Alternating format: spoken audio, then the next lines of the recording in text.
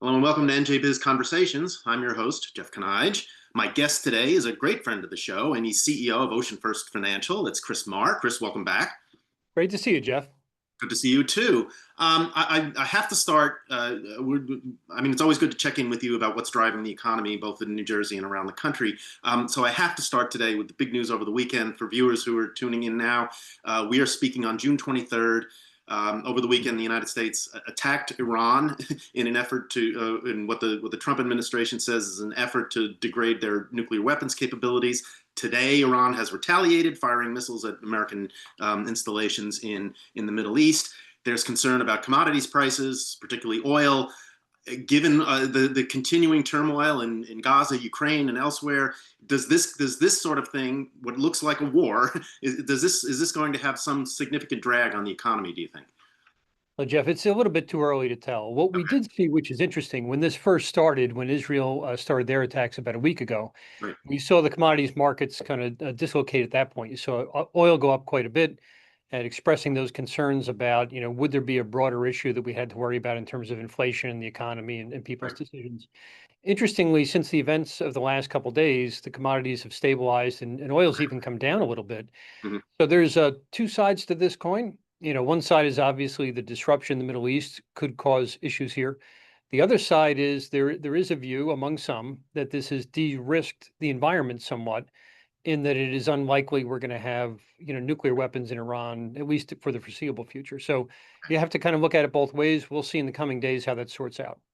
Yeah, do you think that explains some of the reaction that we saw in the markets today? The Dow, for example, and some of the domestic U.S. markets stocks declined and then recovered, and are for the most part, I think, the last time I checked, are in positive territory again. And you mentioned oil prices coming back, going down again a little bit. Does that account that sort of double-edged sword that you're talking? Is that accounting for that sort of those sorts of dynamics? Yeah, I believe so. And Jeff, we're still in the early hours and days and assessing what this means. But one of the biggest economic threats would be closing the Strait of Hormuz and Right. kind of restricting the amount of oil that can get through there. Predominantly, that oil goes to China. Um, I guess one of the things you could look at in the response from Iran, which obviously we don't want to have anybody firing shots at anyone, but Mhm. that response was not to close the Straits of Hormuz. Right. And we can just hope and pray that this is something that should be de-escalating now. And if that's the case, then I don't think it'll have an outsized impact on the economy. Okay, and I'm guessing that it wouldn't necessarily be in Iran's interest or any other countries in the Middle East to have that sort of reaction.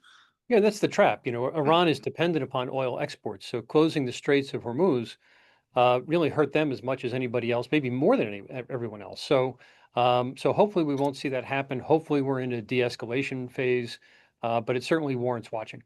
Okay, and obviously, if the situation does deteriorate, then you'd have to watch much more closely about those kinds of things. You would, although we've got a large internal economy here in the U.S. and we have a substantially lower dependency on oil than we did decades Right. ago, when it would have been a more significant issue. In some ways, the higher oil prices help certain parts of the U.S. economy. So it's kind of a very complex soup. It's very hard to figure out. Okay. All right. Moving on to some of the other things, maybe some more prosaic subjects. I'm curious though about the changing trade policies and how that's working. I mean, we've done a lot of work here at NJBiz covering what the tariffs, what kind of effects the tariffs would have to a certain extent. Some companies have been able to cope with it more or less. Others are really struggling. What are you seeing? What are you hearing from your from your clients, from your customers? Are they basically making do now, or are they concerned about what this could lead to? Yeah, it's also still early days. It relates to tariffs because we don't have the settled landscape. Our clients are telling us, though, that for the most part, the vast majority of them are able to deal with things either through a combination of inventories or on having secondary and tertiary suppliers, or even managing, the exact customs code of the things you're importing, because Okay. depending on what that code is, you'll see what the tariff is. For the most part, they're reporting to us they still see order books being very strong. Okay. They're still seeing confidence in people making decisions. You even saw a snapback in consumer confidence in the last couple of weeks, which is a very interesting thing. One of the issues to be concerned with is that the consumer became so distracted by this issue that they stop spending, that could be an independent but significant problem of its own that would be more about mentality and kind of the confidence people had and less about the actual economics. So it seems to be settling down. It doesn't seem to be causing any lasting damage at this point, but it's still early. Right, it's still early, and the policies do seem to change fairly quickly depending on what's happening in Washington. I'm interesting you mentioned consumer confidence because obviously consumers are a major driver of domestic consumption, well, domestic economy. But you're not hearing a lot of talk about inflation, about food prices, for example. What consumers are having to pay when they put food on the table. Is that still the case? Is that getting better? We've seen two interesting things. First, inflation has come down. Now, we're all concerned that that may reverse a little bit because of the tariffs, but in the last couple of months, it's moderated. You also have to look at the inflation expectations that people have. And this is a kind of a really key point. The expectations will tell you how consumers are feeling, what they are going to look for in terms of wage increases and what they're willing to pay. And those expectations about inflation out 2 years and 5 years from now have actually moderated a little bit in the last couple of months, which is very good news. Okay, right, and because as I mean, economists will tell you and have said that expectations can drive inflation just as easily as tariffs can. If people expect to pay more, they're probably going to. That's right. And there's this concept of anchoring. So Hmm. once a consumer has kind of anchored in their head that they expect inflation, it's very difficult to get that perception to change. So we're starting to see a positive change, but there's a lot of volatility, as you pointed out. There's a lot more time between now and when everything's finally settled. So we have to keep watching it. Okay, another big geopolitical issue is the immigration crackdown in Washington. Foreign-born workers are important to the economy of New Jersey in particular. Again, what are you seeing? What are you hearing about the ability to find workers to get people to fill the jobs, particularly down the shore, where during the pandemic and when visas were hard to come by, a lot of those businesses kind of suffered. Yeah, the good news is we're not experiencing anything like we did during the pandemic, Mhm. which is a very acute labor shortage. We do have some customers letting us know that labor is kind of tight. Labor is a challenge for them, particularly in the trades. But we've also seen in some of those immigration enforcement actions a de-emphasis of manufacturing sites and trade sites and things like that. So hopefully, we'll have to wait and watch over the coming weeks, but we have not seen an acute issue raised from that just yet. Okay. Now, all of this, though, it sounds what I hear you saying, I think, is that for the most part, businesses are taking most of this in stride. They're not delaying decisions on spending, for example, or hiring. Is that the case, or are the folks you're talking to still pretty confident about where things are going? Because after all, I mean, we're talking about uncertainty. There's never perfect certainty anywhere. You can't predict the future. But on the other hand, is there enough visibility into what's going to be happening in the last half of the year for these folks? So we do have a few clients that are being very careful about capital projects. So they've either deferred something or kind of put the pause button on as they wait and see how things are going. But that's a very small percentage of the work we've seen. So by and large, that doesn't seem to be causing a drag, Okay. but it is impacting things. And we could see a little bit more growth. The sooner we resolve tariffs, and the other big thing is the big beautiful bill, right, which Okay. Right. impacts taxes and all that. Business owners need to understand the tariff situation. They need to understand the tax regime before they can make big capital investments. So it is important that these issues get settled. It's actually could be even more important that they get settled than Mhm. exactly the formula under which they're settled. Right. Again, because as you just said, you need to know what the what the rules are, right? That's right. You're not going to build a factory. You're not going to invest in a factory that's going to operate for the next 10 years based on a policy that's going to last for the next 90 days. Okay. So should businesses be taking that into consideration now, or if not, what should they be doing? Would you advise folks to hold back on making those kinds of big decisions, or just go ahead and hope for the best?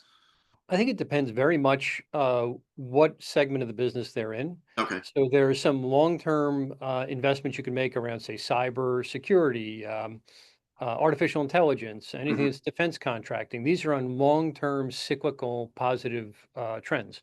Okay. I would be a little bit more concerned, or not concerned, but a little bit more careful about investments where we don't have settled policy, like around in the healthcare world, because reimbursements under healthcare are a moving target right now. So Mhm. making a Right. big capital investment based on your understanding of current policy around medical reimbursements from Medicare, Medicaid, I'd be a little bit more cautious. Okay. Uh, uh, Closer to home, we mentioned the shore. I'm wondering if you've gotten an early read on how things are going thus far this season, the tourist season. The weather's been, weekends have been pretty lousy for basically since Memorial Day and even before. What are you hearing from business owners down the shore about how things have started out this summer? Well, we've heard a lot about the weather. You're absolutely I'll very bet. right, Jeff. What we're seeing is kind of two impacts. They're kind of offsetting each other. There is a slightly higher level of vacancy this year than last year. Okay. Just a couple percentage points. It's not a significant thing, but the rates in many areas are a little bit higher, so that the dollars coming in are about the same with a little more vacancy. Oh, okay. The concern is later in the season, we really hit our stride now from mid-June until the end of August is the peak time. Right. And School is out now, so that's yeah. right. Yeah, absolutely. There is a little bit of a concern in Mhm. Cape May County, which tends to be slightly more dependent upon the Canadian traveler. So we'll have to make sure we see Oh, those our friends from Ontario coming down and spending like they usually do. okay. All right. Also, in New Jersey, the budget process is heating up, I guess, in Trenton. There are no hearings scheduled that I know of today, but they are coming up on a deadline. How is that? How are you? What are you hearing about that? And is there any concern about what the budget might bring? Look, I don't think the budget's going to make a big difference to our local economy this year. Okay. I think what's probably bigger is whatever impacts we see coming out of the governor's election, the gubernatorial election later in the fall, and seeing if there are any policy shifts we need to be careful about or thoughtful about. So we're watching this budget. It will have impacts. It will impact certain segments a little more and a little less, especially at a time where federal funding has fallen off for many nonprofits and Mhm. groups like that. But we're Okay. watching for longer term, we're watching more the governor's election. All right. Well, you did anticipate my next question, which was about the gubernatorial election. We now have two candidates. Are you expecting any kind of major policy changes, given who the two candidates are, no matter who wins? Look, it's still early days. I'm excited to see both candidates kind of come out, talk to us about their plans. Obviously, we've heard a lot during the primaries, but primaries are not the greatest indicator of where people want to go. Now that we're in the general election, we'll be talking about, I'm sure, issues like property taxes and development, and what the policies are going to be to try and bring jobs and keep jobs here in New Jersey. So we're watching eagerly, looking forward to it, but it's a little too early to tell on both sides. And a major component of all of this is electricity prices, which we were expecting to spike this summer. And as we're talking today, it's 97 degrees out with 110-degree heat index. Again, is that likely to be a drag as we Well, go through the summer? look, electricity prices are a fundamental and important part of the economy for many reasons. Right. Obviously, much more of our economy runs on electricity than, say, oil and gas as it did years ago. But when you think about the trades of the future, you think about AI, you think about where our economy is going, having an effective and low price of energy is key to all of that. So the other thing is that electricity prices tend to impact low-income families far more Mhm. than middle income or high income families because a higher percentage of what they spend is spent on electricity. So in a way, when your electricity rates creep up, that's a very regressive tax on low income families. So I think we need to be very seriously looking at this. It's about manufacturing, it's about AI, it's about equity in our economy and treating low income families appropriately. So it is an important issue and it should be top of the agenda. Right. And businesses have been complaining about high energy prices forever. It's one of the drawbacks of doing business here. Yes. Absolutely. When you look at economies where the electricity price has gone up even higher, say in many countries in Western Europe, it has had a significantly negative impact on manufacturing, on R&D, on development, and we don't want to be in that position. Okay. So, given everything that we've talked about and what you've been hearing, what do you think about the way the rest of the year is going to go? Are you confident that the economy is going to continue to grow? Are you cautious? What do you think about where we're going here? Well, I'd say, Jeff, we're cautiously optimistic. So the resilience on the part of the consumer has been notable. Mhm. The feedback we're getting from our commercial clients throughout our whole footprint here in New Jersey, but in New York, Pennsylvania, other areas as well, has been reasonably positive. But this uncertainty that we've talked about several times is holding us back. So the faster we can get that resolved, the better. I will say that our loan pipelines are among the highest they've ever been. Okay. That's in residential as well as commercial. So we're seeing demand. We've got a few projects on the sidelines. I think the construction market is a little bit slow, but I think if we could get resolution around the national policies around tariffs and taxes, and then the local policies around property taxes and development. We think the second half of the year should be positive, and it Okay. could lead to a much more positive 2026. And it sounds like your business, OceanFirst, you're doing pretty well.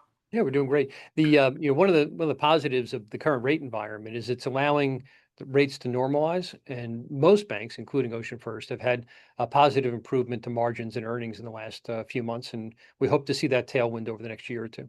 Okay, very good. Chris Maher, CEO of OceanFirst Bank and OceanFirst Financial, thank you very much for joining me. I hope you'll come back again, as you always do, and give us the benefit of your insights. Thanks, Jeff. Good to see you. Good to see you too. And thank you for watching. Until next time, stay safe, everyone.